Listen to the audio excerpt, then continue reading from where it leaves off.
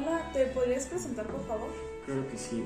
Mi nombre es Alejandro Cardona, tengo 23 años y yo estoy estudiando la carrera de Artes Visuales en la Facultad de Bellas Artes. Antes que nada les agradezco mucho su invitación a esta entrevista, me siento muy honrado de que me hayan invitado, les agradezco mucho y pues estoy a su disposición.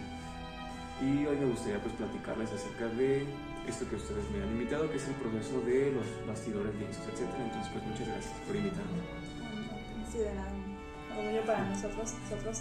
¿Nos podrías platicar qué es el lienzo y para qué sirve? Sí, el lienzo es un soporte que tiene utilizándose unos cuantos siglos para acá. A lo largo de la historia, pues la pintura ha conocido muchos soportes. Ha habido pintura desde directamente sobre el muro, la pintura al fresco, se ha pintado sobre tabla de álamo, pino, etc. Y pues el ser humano nunca ha dejado de estar buscando optimizar estos soportes y optimizar los procesos, ¿no? Entonces, en determinado momento, alrededor del siglo XV, siglo XVI, por allá de Renacimiento en Europa, pues empieza a utilizar el lienzo. El lienzo es la tela, o sea, le llamamos lienzo a lo que es la tela. Se ha utilizado como material para hacer el lienzo, pues la fibra de lino. Entonces el lino es de las mejores calidades que podemos encontrar en telas, en lienzos, porque como se utiliza la pintura al óleo, las acetilinas, etcétera, pues es como de la misma planta, vaya, se llevan muy bien. Entonces, bueno, así a grandes rasgos, un lienzo es una tela que se utiliza como soporte de la pintura. Okay. ¿Y hay algo que pueda modificar el color del lienzo? Que pueda modificar el color del lienzo, sí, de hecho eso es muy importante, porque una tela que vamos a utilizar a modo de lienzo tiene que ser preparada, o sea, no puedes tú simplemente llegar y poner la pintura sobre la tela porque, por ejemplo, el aceite la puede dañar, puede ser que incluso se rompa, etc. Entonces, ¿puede algo cambiar el color del lienzo? Pues sí. Al lienzo se le da una preparación y esta preparación puede contener ciertos pigmentos que elige el autor y eso va a cambiar el color, el color de la base. Pueden ser imprimaturas de colores muy cálidos, rojos, colores tierras, etcétera. Pueden ser imprimaturas de colores fríos, grises, etcétera. Entonces sí, eso depende de qué tipo de pintura quiera hacer el autor y qué preparación le quiera dar la tela. Okay. ¿Qué materiales se utilizan y cuánto cuestan? Para la fabricación de los bastidores y de los lienzos, ¿verdad? Bueno, si vamos a fabricar un bastidor, vamos por partes. Tenemos que empezar con la madera.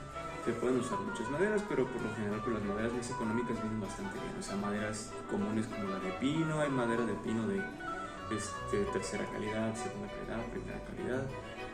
Y ya según lo que el autor busca para preservar su obra, si es obras de prácticas que le está esbozando, está soltando la mano y no importa que se desgaste, pues en maderas prácticas, ¿no?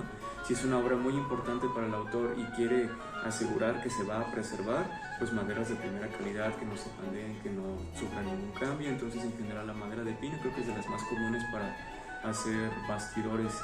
¿Qué más? Pues el lienzo. Tenemos, además del lino, otro lienzo muy común que es el de algodón. El de algodón es importante porque es muy absorbente y lo que queremos es que la tela absorba la preparación que le vamos a dar.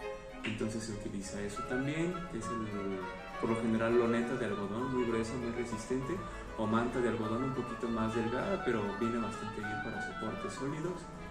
En general es eso. Y la imprimatura, la preparación de la tela.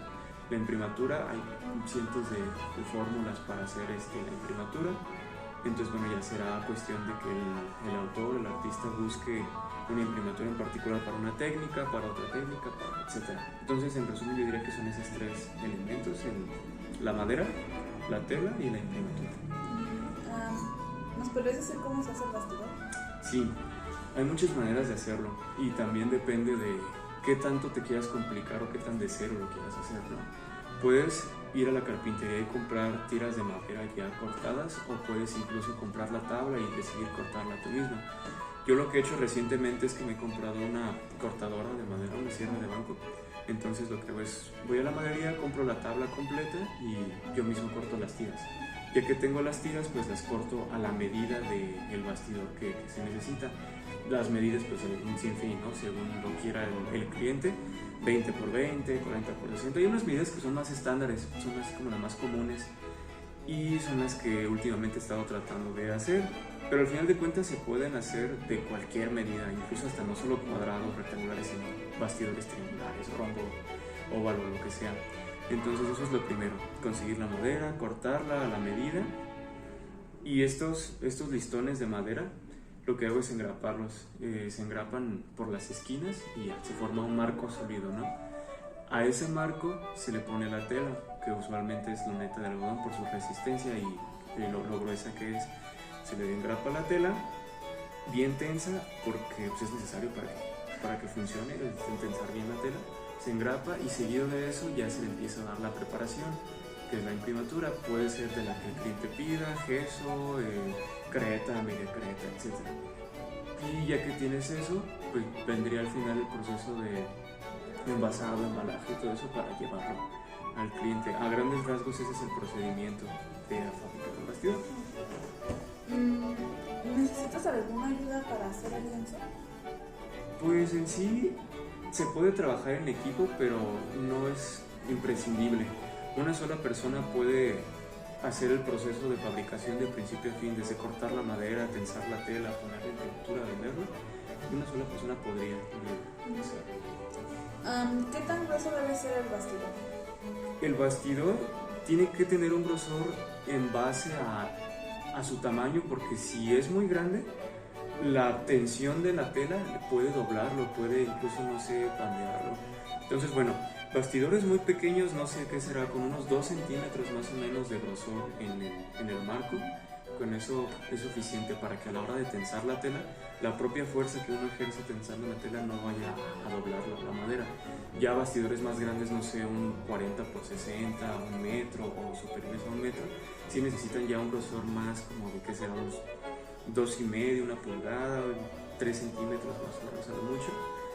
Y ya se necesita que tenga soportes, o sea, es el marco, pero ya por dentro del marco vienen soportes que hacen que no se doble. Y entonces, bueno, ¿por qué es importante esto? Por lo mismo, de que tensar la tela puede ocasionar que se doble, que se deforme, y eso es lo que queremos, ¿no?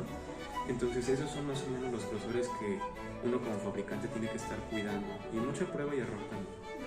Todo depende del tamaño. Sí, depende básicamente del tamaño. Okay. ¿Cómo unen el bastidor con la tela? Con grapas. Bueno, no solo con grapas. A lo largo del tiempo se han utilizado grapas, clavos, tachuelas, etc. Lo más común en tiempos antiguos fue clavos, o sea, tal cual se toma la tela, se tensa sobre el bastidor, se clava. También se puede hacer con tachuela. Y ya en los tiempos modernos tenemos engrapadoras de madera manuales que son muy efectivas, entonces es el que yo utilizo, grapas así especiales para madera, y vienen bastante bien. ¿Todo depende del grueso del bastidor? No necesariamente, porque con la engrapadora de madera puedes tensar telas, así sea muy grueso el bastidor, muy delgado, no representa gran problema. Incluso hay gente más purista que prefiere tensar la tela no con grapas ni con nada que se le esté clavando a la madera, sino con el propio pegamento. Se puede utilizar cola de conejo, pegamento blanco, etc. Y también se puede tensar la tela y pegarla con pegamento. Si bien es cierto que es como un poquito más artesanal, yo personalmente lo considero más impráctico. Yo siento que es más práctico la grapa de madera. ¿Qué tipo de telas se pueden utilizar? Se pueden utilizar las de lino y las de algodón. Venden una tela que no es recomendable porque tiene la trama en un sentido con lino y en el sentido contrario con algodón. Eso no es recomendable porque el lino y el algodón tienen un grado de absorción distinto, entonces eso puede ocasionar que la pintura que pongas encima de eso se cuartee porque va a estar inestable. Entonces o usas lino o usas manta de algodón, loneta de algodón. También se pueden utilizar telas como por ejemplo, no sé, tal vez un poco de popelina. En general lo que se busca es que sea absorbente. Entonces, bueno, yo diría que esas dos, loneta de algodón, manta de algodón o lino. ¿Influye el tipo de tela en el secado de la pintura? No lo creo, porque como la tela va a estar bien cubierta por la imprimatura, Al final la pintura que el artista ponga sobre el lienzo no va a depender de la tela ya ni siquiera está jugando un papel tan importante, sino la imprimatura. Entonces yo diría que no, la tela no influye demasiado en el secado de la pintura. Okay. ¿Cuánto es el tiempo de secado? Entre cada capa de imprimatura que se le da a los lienzos, lo recomendable es 40 minutos o una hora. Incluso hasta las resinas acrílicas, que son las que hoy en día se utilizan para preparar la tela, lo indican ahí sus etiquetas. 30 minutos de secado al tacto, pero una hora de secado al 100%. Entonces entre cada capa más o menos 40 minutos, 30 a una hora. Okay. ¿Y cómo puedo saber si eso está seco?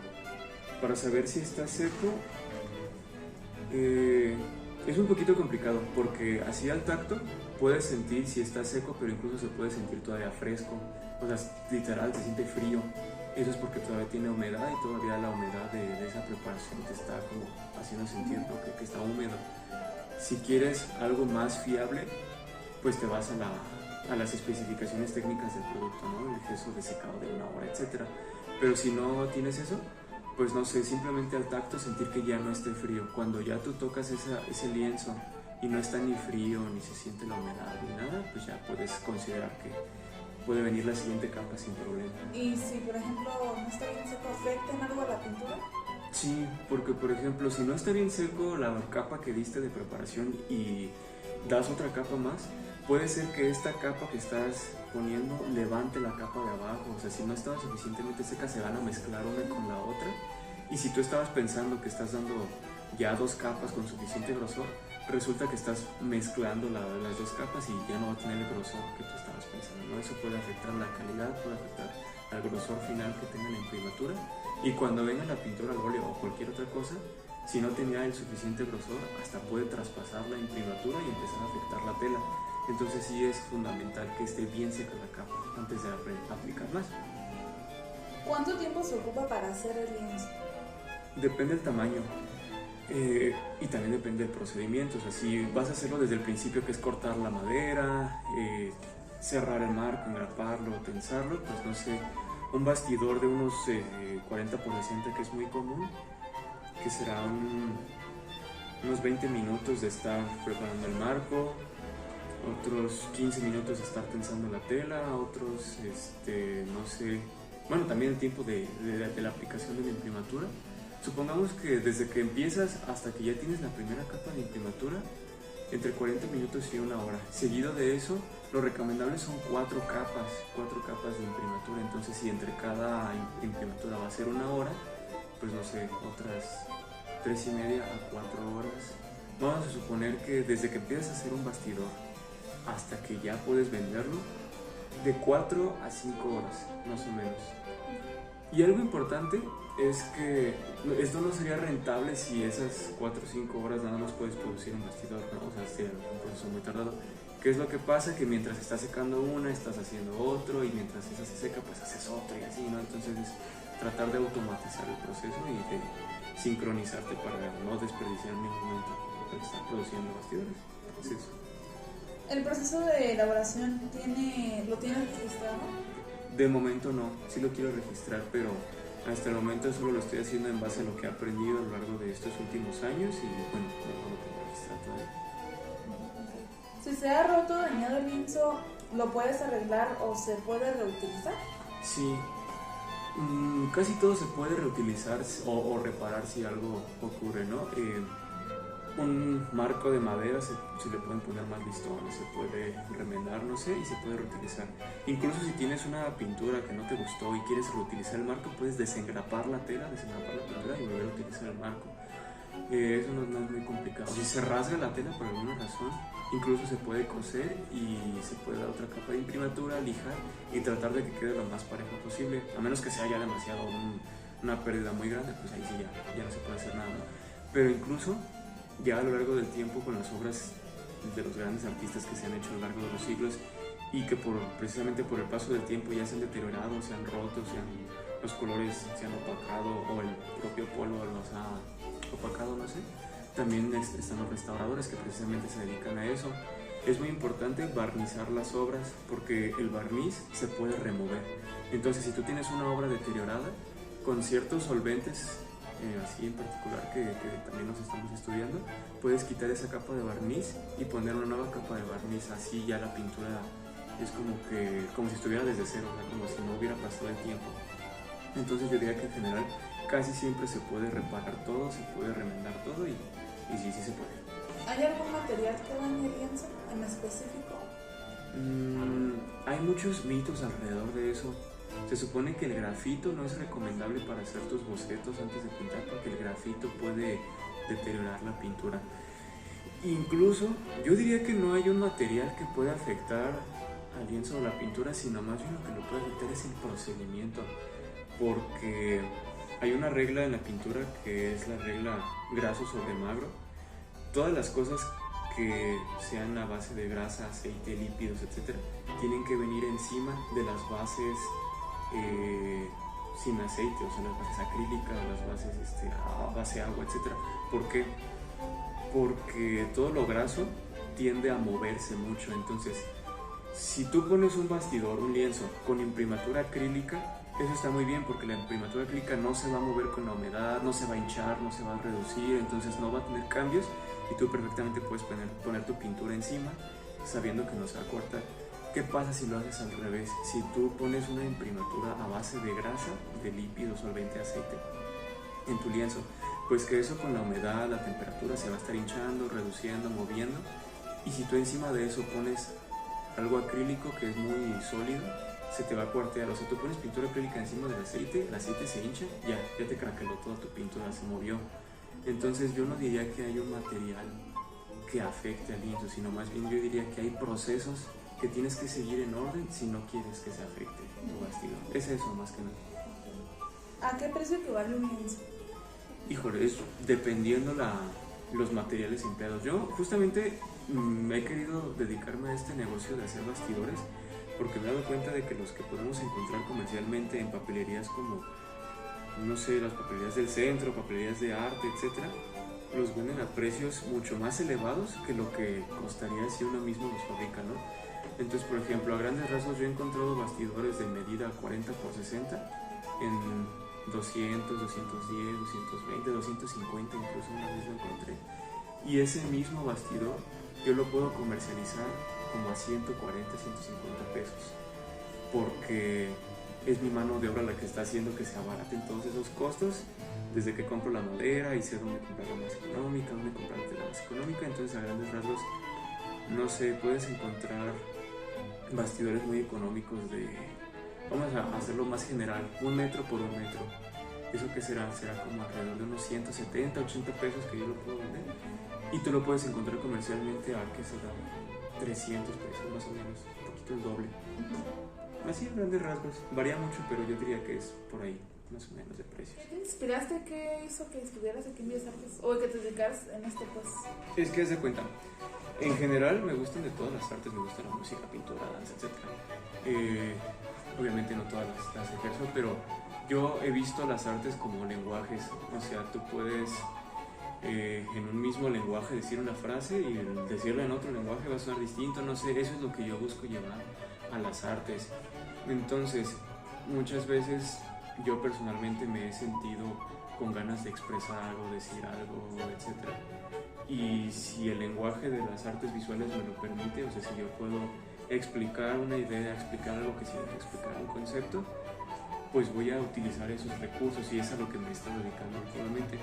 La pintura me gusta porque pues es uno de los lenguajes que se puede utilizar para expresar determinadas cosas, y yo dije, si quiero dedicarme a la pintura tengo que dedicarme a todo lo que conlleva, a hacer el soporte, a entender cómo funciona el color, cómo funciona, que tu soporte funcione bien. Entonces, en general yo diría que mi gusto por las artes que he tenido desde siempre es eso mismo lo que me ha estado llevando a buscar y buscar y buscar cómo hacer estos procesos y cómo llegar al objetivo final. ¿Y cuál es el objetivo final? Pues expresar eso que yo quiero expresar. Y en el proceso, ya sea desde que se hace el lienzo hasta la pintura, ¿hay alguna parte que tú digas, o bueno, que te gusta más, que te llame más la atención? Todo se disfruta, todo, ajá, o sea, no hay ninguna parte que yo diga, ay, qué tedioso hacer esto. No, porque desde que estoy cortando la madera, desde que estoy haciendo el lienzo, yo me siento como un artesano, o sea, siento así súper chido que estoy dándole calidad al soporte y que sé que va a ser duradero, que va a perdurar y que la pintura va a ser muy bien. Hasta me pongo a pensar, de aquí a unos 500 años estará este soporte todavía funcionando, ojalá que sí, ¿no? Entonces, desde que estés en soporte, luego desde que estoy, no sé, ya ejecutando la pintura, la obra como tal, pues todo se disfruta hasta que ya estás viendo el resultado, hasta que ya estás exponiendo así. Yo diría que todas y cada una de las partes se disfrutan por igual, de diferente manera, pero en la misma cantidad. Y así, por ejemplo, en tus palabras, ¿qué podrías definir por bastidor? Bastidor es un tipo de soporte. Porque muy importante, hay varios tipos de soportes. No solo está el bastidor, o sea, lo que yo más he realizado últimamente es el que se llama bastidor de tambor. Se parece a un tambor, o sea, pues es el marco, se le tensa en un tambor, pues es una membrana, y en un bastidor esa membrana es el lienzo, es la tela. Entonces, pues está el bastidor de tambor, marco, lienzo, tenso, etc. Está el soporte rígido, que es el tablero, y hay varios tipos de ese. De ese no hemos comentado mucho ahorita, pero pues también, o sea, es un soporte sólido de madera, puede ser una tabla así tal cual, o puede ser de esas tableros que se hacen hoy en día, porque la tecnología está muy avanzada. Entonces, del acerrín, tú puedes tomar el polvo del acerrín, ponerle pegamentos, resinas, etcétera, lo prensas y tienes el MDF, o pedacitos más grandes de madera que sale de los cortes y ya tienes el aglomerado, ¿no? O tienes ya literal cachos de madera grandes, que es el OSB o OBS, no me acuerdo. Bueno, ese es otro material. Y eso es para tableros sólidos. ¿Qué más? En mis palabras, ¿cómo definiría yo un bastidor? Pues un bastidor es un soporte pictórico que es a base de un marco, un lienzo, la imprimatura.